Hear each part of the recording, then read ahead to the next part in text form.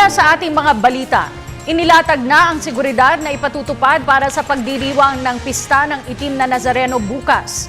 Ayon sa pambansang pulisya, inaasahang mas maraming deboto ang makikiisa sa translasyon ng Nazareno kumpara noong nakaraang taon. Ang detalye mula kay Alvin Baltazar. All systems go na ang National Capital Region Police Office para sa Black Nazarene Feast bukas na inaasahang dadagsayin ng milyong-milyong deboto.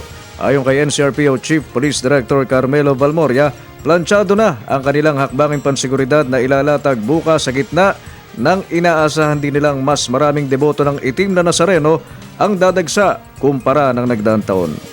Kahapon nga nakikita lang natin, that's one of the indicators during the procession kahapon doon malapit sa Quiapo Church na yung replica sa number of yung sumama sa procession mas marami as compared to last year. So ito yung isa sa indicators na mas marami rin ng talaga as compared last year.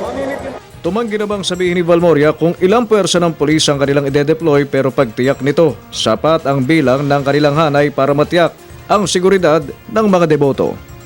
Aside from the physical barriers, we also have we are also going to deploy additional personnel, particularly doon sa area na yan. Walang pangangailangan ayon sa NCRPO Chief na i-jam ang cellphone signal sa mga area na babagtasin ng prosesyon.